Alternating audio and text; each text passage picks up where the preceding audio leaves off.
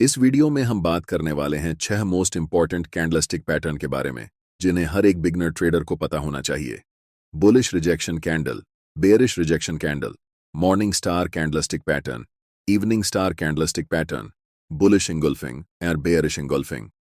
Generally beginner trader सिर्फ candlestick को देखकर ट्रेड में एंट्री लेते हैं। अगर आप ऐसे करते हैं तो आप कभी भी प्रॉफिटेबल नहीं हो पाएंगे, क्योंकि चार्ट्स पर सिर्फ कैंडल का फॉर्मेशन इंपॉर्टेंट नहीं होता।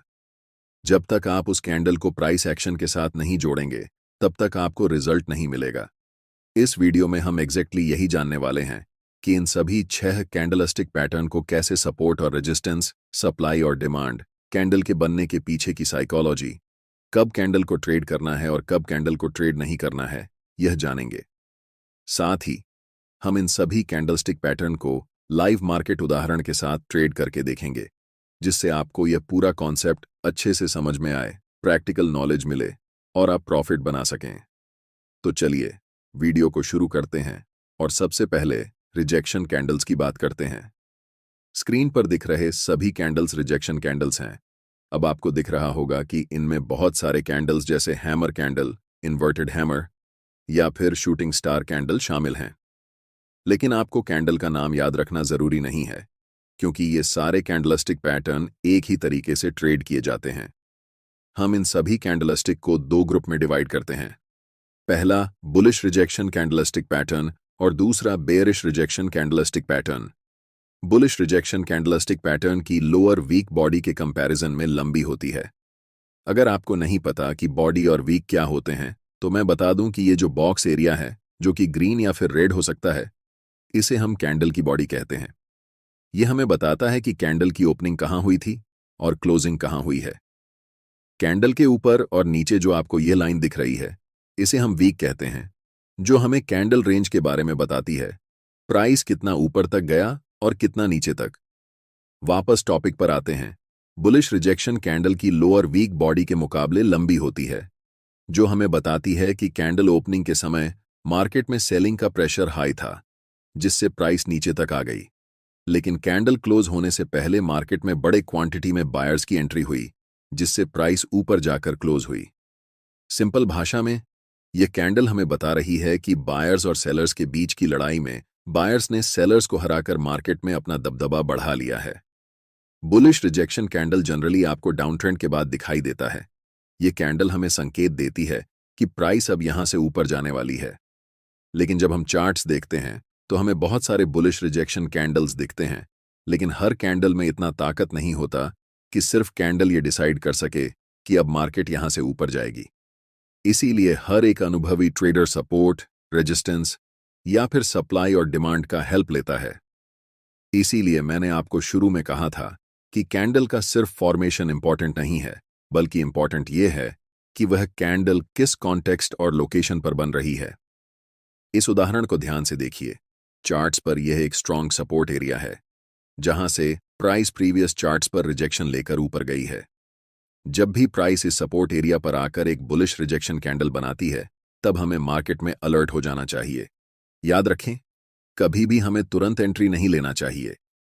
जब तक हम कंफर्म नहीं हो जाते कि मार्केट अब वाकई में यहां से ऊपर जाने वाली है, तब तक हमें ट्रेड में एंट्री नहीं लेनी चाहिए। हम कंफर्मेशन के लिए वेट करेंगे कि कब एक नेक्स्ट कैंडल इस रिजेक्शन कैंडल के हाई को ब्रेक करती है, और जब भी इस कैंडल के हाई को ब्रेक करेगी, तब हम मार्केट में एंट्री लेंगे, जिसमें हमारा स्टॉप लॉस सपोर्ट एरिया के जस्ट नीचे होगा और टेक प्रॉफिट निकटतम स्विंग हाई पर। किसी भी ट्रेड को लेने से पहले कम से कम आपके पास 3 कंफर्मेशन होनी चाहिए। इस उदाहरण में हमारे पास ये 3 कंफर्मेशन थे। पहला बुलिश रिजेक्शन कैंडल का फॉर्मेशन, दूसरा सपोर्ट एरिया और तीसरा जब next candle bullish rejection candle के हाई को ब्रेक करती है। अगर आप सिर्फ इन 3 कंफर्मेशन को ध्यान में रखकर ट्रेड लेंगे तो आपके ट्रेड्स में प्रॉफिट होने का चांस बहुत ज्यादा बढ़ जाएगा। दूसरा तरीका जिससे हम कैंडलस्टिक पैटर्न को ट्रेड कर सकते हैं, वह है जब मार्केट अप ट्रेंड में होती है। इस उदाहरण में प्राइस हायर हाई बनाते हुए ऊपर की ओर बढ़ रही है। हमने आपको पिछले वीडियो में डाउ थ्योरी के बारे में बताया था कि प्राइस कभी भी एक दिशा में लगातार ऊपर या नीचे नहीं जाती। पहले प्राइस रैली करती है, फिर पुल बैक होता है और फिर से रैली करती है। यही मार्केट का स्ट्रक्चर होता है जिसे हमेशा फॉलो किया जाता है। इसलिए जब भी प्राइस अप ट्रेंड में हो और रैली फेज में हो, तब हमें मार्केट में एंट्री नहीं करनी चाहिए। हमें वेट करना चाहिए कि प्राइस कब पुल बैक लेती है, और जब पुल बैक पर हमें कोई बुलिश सिग्नल दिखता है, जैसे इस केस में हम बुलिश रिजेक्शन कैंडल की बात कर रहे हैं, इस पुल बैक के ऊपर हमें एक ट्रेंड लाइन ड्रॉ करनी है, और जब चार्ट पर हमें बुलिश रिजेक्शन कैंडल दिखे, तब हमें अलर्ट हो जाना चाहिए। याद रखें, अभी हमें ट्रेड में एंट्री नहीं लेनी है। जब भी अगली कैंडल ट्रेंड लाइन को ब्रेक करके उसके ऊपर क्लोज होती है, तब हमें मार्केट में एंट्री लेनी है। पिछले वीडियो में हमने डिटेल में बताया था कि मार्केट में फिबोनाची टूल का कैसे इस्तेमाल किया जा सकता है। इसमें हमने बताया कि इस टूल का उपयोग करके आप ट्रेड में एंट्री और एग्जिट कैसे कर सकते हैं। इस तकनीक को आप तब इस्तेमाल कर सकते हैं जब प्राइस अपर ट्रेंड या डाउन ट्रेंड में हो। एंट्री के लिए हम फाइबोनाची रिट्रेसमेंट का उपयोग कर सकते हैं, और ट्रेड से एग्जिट करने के लिए, अपना टारगेट सेट करने के लिए फाइबोनाची एक्सटेंशन का इस्तेमाल कर सकते हैं। अगर आपने वह वीडियो नहीं देखा है, तो इस वीडियो को देखने के बाद उसे जरूर देखें, जहां हमने डिटेल में बताया है कि यह टूल क्या है, ट्रेड में एंट्री कैसे ली जाती है और एग्जिट कैसे लिया जाता है, सब कुछ ए से जेड तक। फिबोनाची एक्सटेंशन में हमारा टारगेट इस प्राइस पॉइंट पर आ रहा है, इसलिए हम यहां तक अपना टारगेट रखेंगे। मैं चाहता हूं कि आप ध्यान से देखें कि इस चार्ट पर क्या होने वाला है। प्राइस लगातार ग्रीन कैंडल बनाते हुए ऊपर की ओर जाती है और हमारा टारगेट हिट हो जाता है। मैंने जो आपको इतना सारा चीज बताया, इससे आप सिर्फ बुलिश रिजेक्शन कैंडल में ही नहीं, बल्कि जितने भी प्रकार के बुलिश कैंडल्स होते हैं, जैसे morning star, bullish engulfing, hammer candle आदि, सभी कैंडलस्टिक पैटर्न्स के साथ इसे अप्लाई कर सकते हैं। अब इसके ठीक उलट हम बेयरिश रिजेक्शन कैंडल को ट्रेड करना सीखते हैं। इस उदाहरण को ध्यान से देखें। चार्ट पर यह एक पोटेंशियल रेजिस्टेंस एरिया है, जहां प्राइस पहले रिजेक्ट होकर नीचे की ओर आई थी और फिर से वापस उसी लेवल के पास प्राइस जा रही है। हम वेट करेंगे कि कब प्राइस इस रेजिस्टेंस एरिया पर एक बेयरिश रिजेक्शन कैंडल बनाती है। कैंडल के फॉर्मेशन के बाद जैसे ही अगली कैंडल उस कैंडल के लो को ब्रेक करेगी, तब हम मार्केट में सेल पोजीशन के लिए एंट्री लेंगे। यहां भी हमारे पास 3 कंफर्मेशन हैं। पहला, कैंडल का फॉर्मेशन। दूसरा, हमारे पास एक स्ट्रॉन्ग रेजिस्टेंस एरिया है। और तीसरा, जब बेयरिश रिजेक्शन कैंडल का लो ब्रेक होता है। इसलिए इस ट्रेड में एंट्री करना हमारे लिए कम रिस्की है, और यहां पर हमें प्रॉफिट होने के चांसेस ज्यादा हैं। अगली उदाहरण में प्राइस लोअर लो बनाते हुए नीचे की ओर जा रही है, जिसका मतलब है कि प्राइस क्लियरली अभी डाउन ट्रेंड में है। ऐसी सिचुएशन में जब डाउन रैली चलती है, तो हम उसे चलने देंगे और बीच में एंट्री नहीं लेंगे। हम वेट करेंगे कि प्राइस कब रिट्रेस करके ऊपर की ओर आती है, और जब प्राइस ऐसा करेगी, तब हम पुल बैक के नीचे एक छोटी ट्रेंड लाइन ड्रॉ करेंगे। जब वहां हमें कोई भी स्ट्रॉन्ग बेयरिश कैंडल दिखेगी, इस केस में हम बेयरिश रिजेक्शन कैंडल की बात कर रहे हैं, तो हमें अलर्ट हो जाना है। और जब भी अगली कैंडल उस ट्रेंड लाइन को तोड़कर नीचे क्लोज होती है, तब हमें मार्केट में सेल पोजीशन के लिए ट्रेड एंट्री लेनी है। इसमें हमारा पहला टारगेट नजदीकी स्विंग लो होगा, और अगले टारगेट के लिए हम फाइबोनाची एक्सटेंशन का उपयोग कर सकते हैं। अब बात करते हैं बुलिश इंगुल्फिंग कैंडलस्टिक पैटर्न की। ये कैंडलस्टिक पैटर्न 2 कैंडल्स से मिलकर बना होता है, जिसमें पहली कैंडल रेड कलर की होती है और दूसरी कैंडल ग्रीन कलर की। ग्रीन कैंडल का आकार पहली रेड कैंडल से बड़ा होता है। इस कैंडल के पीछे की साइकोलॉजी ये होती है कि सेलर्स मार्केट को डोमिनेट कर रहे थे, जिससे प्राइस नीचे गई। लेकिन एक खास प्राइस लेवल को टच करने के बाद बड़ी मात्रा में बायर्स की मार्केट में एंट्री होती है और प्राइस को पिछले रेड कैंडल के ओपन से ऊपर जाकर क्लोज करती है। इससे यह तय हो जाता है कि बायर्स और सेलर्स की लड़ाई में बायर्स ने मार्केट में दबदबा बना लिया है, जो संकेत है कि प्राइस अब यहां से ऊपर की ओर जाने वाली है।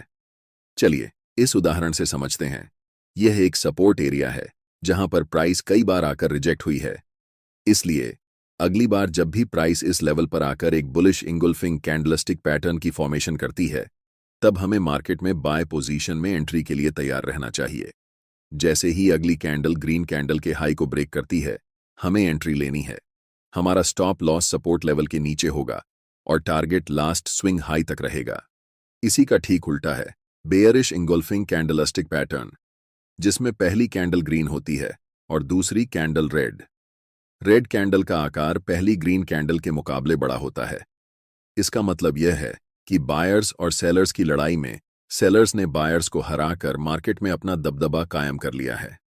जब ऐसे कैंडल्स किसी रेजिस्टेंस लेवल के पास बनते हैं तो इसके बहुत ज्यादा चांसेस होते हैं कि प्राइस यहां से नीचे की ओर गिरने वाली है। ऐसे समय में जैसे ही अगली कैंडल उस बड़ी रेड कैंडल के लो को ब्रेक करती है, हमें सेल पोजीशन में एंट्री लेनी चाहिए।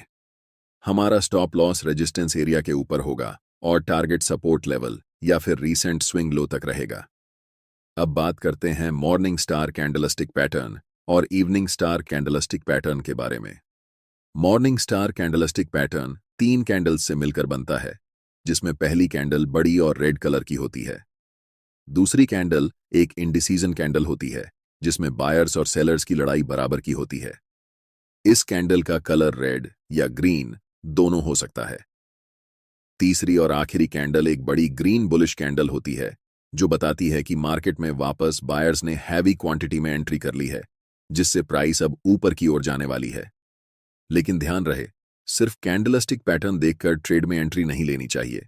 इस पैटर्न के केस में जब तक हमें एक स्ट्रॉन्ग सपोर्ट एरिया नहीं मिलता और अगली candle morning star candlestick pattern के हाई को ब्रेक नहीं करती, तब तक एंट्री नहीं लेनी चाहिए।